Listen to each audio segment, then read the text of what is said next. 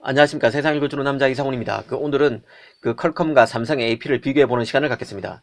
사실 안드로이드 진영에서 비교 대상이 되는 AP는 3개입니다. 엑시노스, 스냅드래곤, 그리고 하웨이 기린칩인데요.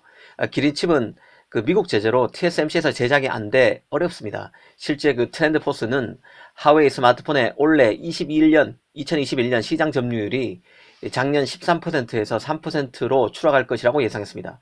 반면 같은 기간 중국 스마트폰 업체인 샤오미는 11%에서 14%, 오포는 11에서 13%, 비보는 8에서 10%로 상승할 것으로 전망됐습니다.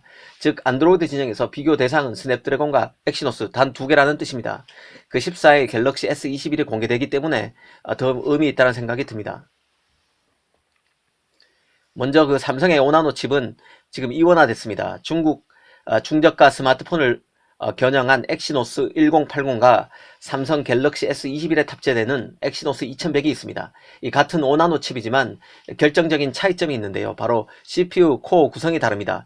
이 중저가 폰, 그러니까 보급형에 들어가는 5나노 AP인 엑시노스 1080은 ARM ARM의 코어텍스 A78을 썼지만 프리미엄 AP인 엑시노스 2100은 ARM의 코어텍스 X1을 활용했습니다. 여기서 잠깐 ARM의 코어텍스 프로세서 설계 라인업을 설명드리겠습니다.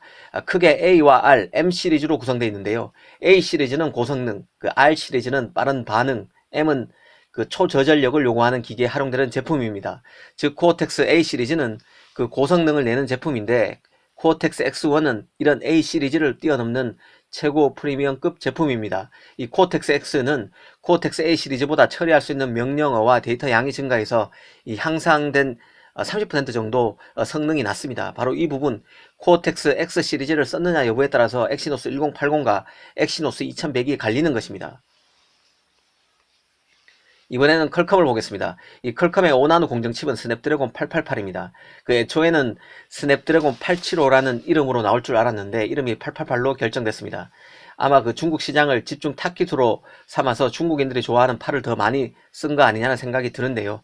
스냅드래곤 888은 스냅드래곤 865를 잇는 프리미엄 제품입니다. 당연히 성능도 뛰어날 수밖에 없습니다.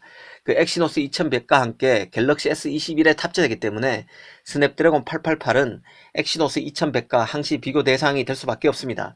외신을 종합해보면 스냅드래곤 888의 CPU는 코어텍스 X1 1개와 코어텍스 A78 3개, 코어텍스 A55 4개로 구성되어 있습니다. 이는 엑시노스 2100의 CPU와 구성이 같습니다. 결국 차이는 GPU에서 발생하는데요.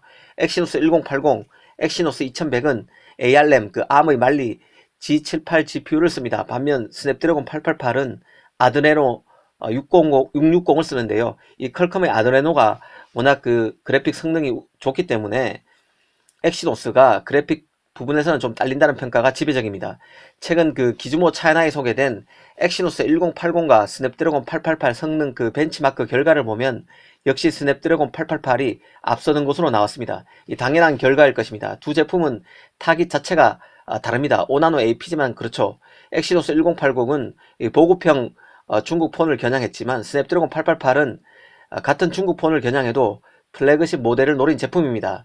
CPU, GPU 모두 엑시노스 1080보다는 나을 것입니다. 결국 최고 관심은 엑시노스 2100이 스냅드래곤 888에 필적할 정도가 될까에 달렸습니다. 일단 엑시노스 2100은 배터리 성능이 이전 갤럭시 20에 들어간 엑시노스 990보다 25에서 35% 정도 더 나은 것으로 보도되고 있습니다. 이 스냅드래곤 888은 전작인 스냅드래곤 865보다 배터리 성능이 15% 정도 나은 것으로 알려졌는데요. 이 정리하면 엑시노스 2100과 스냅드래곤 888을 전작인 엑시노스 990, 스냅드래곤 865와 각각 비교할 때 엑시노스 2100의 배터리 성능 개선 폭이 더 큽니다. 그래서 엑시노스가 스냅드래곤 888과의 성능 격차를 줄일 것이라는 기대감이 나오고 있습니다.